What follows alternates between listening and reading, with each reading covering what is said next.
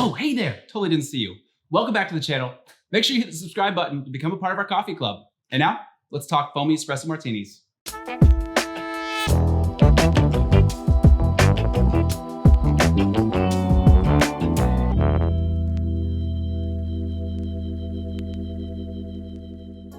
The Espresso Martini, that classic coffee cocktail designed by a bartender in the 1980s in London named Dick Bradsell. This iconic, elegant cocktail with its beautiful supple foam on top is quite simple to make, yet subtly complex. We here at Mr. Black, we get questions all the time asking how we like to make ours and how to get that beautiful foam. So today, we're gonna teach you a few tips and tricks how to do just that, using only a couple of ingredients, some cocktail science, and of course, Mr. Black cold brew liqueur. So let's get started. First up, we'll have to talk recipes, as it's essential to getting a deliciously balanced cocktail. And even more so with the Espresso Martini, as there's only a few ingredients, so micro changes make a huge difference in the outcome. Our go-to recipe is 2 parts Mr. Black cold brew liqueur to 1 part fresh espresso or coffee. If you like a little extra booze, we suggest 2-1-1, 2 parts Mr. Black, 1 part vodka or your favorite spirit, and 1 part fresh espresso or coffee. If you like a little extra sweetness, we recommend using a rich simple syrup, which is 2 parts sugar to 1 part water, as a regular simple syrup will overly dilute this drink, which will come into play later. Dilution, or water, is super important to getting right if you want to get a beautiful stable foam on your espresso martini. Too much of it and your drink will fall apart and that foam won't exist at all, and I'll be honest, it won't taste very good either. So what are we talking about when we say we need to control the dilution in a cocktail? Well, there's 2 main points here that we need to make. First and foremost is the ice. The ice that you put in your cocktail shaker and how quickly it melts is gonna make a huge difference on getting that stable foam on top. So use a larger cube. If your freezer makes really tiny ice cubes, I recommend not using them. You can go ahead and freeze them yourself in a fridge, about 1-inch cubes. Just make sure you keep them away from anything that contaminate with odor. Or you can go to the store. My local grocery store has beautiful cold draft ice. They're 1.5-inch cubes and they're perfect for shaking. Otherwise, you can find an ice house. There's a local ice house here in Southern California named Penny Pound, and they give you big old cocktail rocks that you can use and shake in your drink.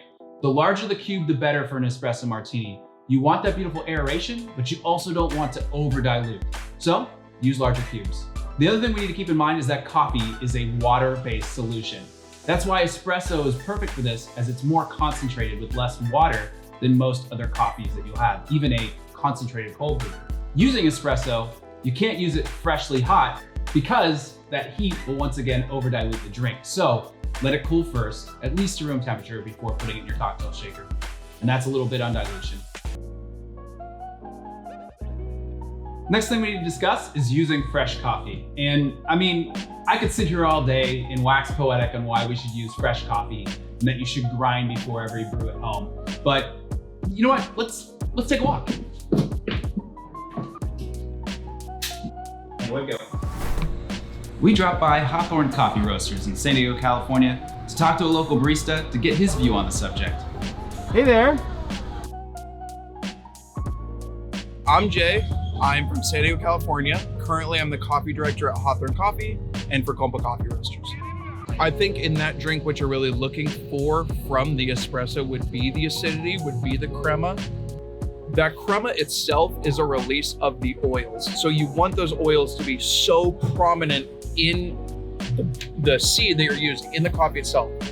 So when you want to translate that into your martini, I think like one of the most important things you're going to use fresh coffee, as well as well-roasted coffee. There's something to be said about the dark roast.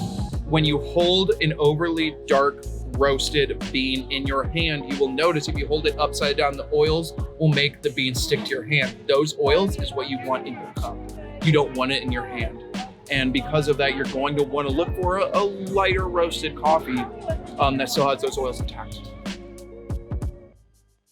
Huge thanks to Big J over at Compa Coffee Roasters for jumping on camera, being such a good sport, and teaching us all why fresh coffee is so important. Great, but let's talk cocktail application. How do we get fresh coffee into your espresso martini? Well, your best bet is to go to your local coffee shop, support your local baristas, And go ahead and order a quad or a single shot, however many you want to make.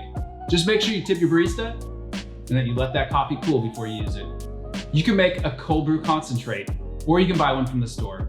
Our go-to recipe is a 24-hour process, 100 grams of coarsely ground coffee to 1 liter of water. Leave that in your fridge, and after 24 hours, strain it off, and it'll keep in that fridge for about a week.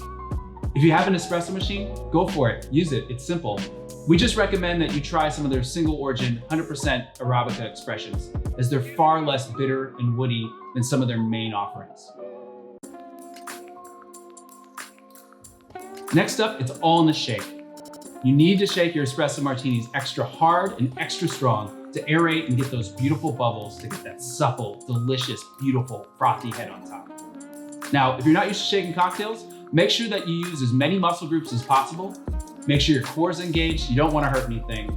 And then lastly, you need to breathe. I see so many people, even professional bartenders, forget to breathe while they shake, and they look silly and they're gonna pass out, so don't be like that. Once we've properly aerated and diluted this cocktail, we'll grab a chilled coupe or martini glass. That way the temperature is just right.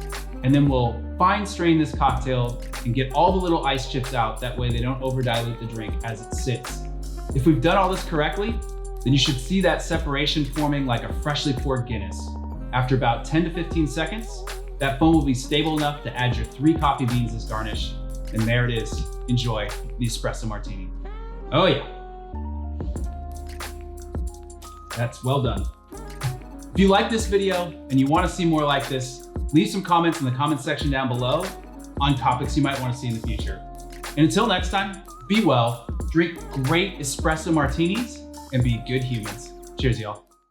Thank you so much for watching. We hope you enjoy these videos as much as we enjoy making them. Please be sure to hit that like and subscribe button, as it really helps our channel grow. And if you have questions about coffee cocktails, leave them down in the comment section down below. And click all over the screen for more excellent content from Mr. Black. Cheers, y'all.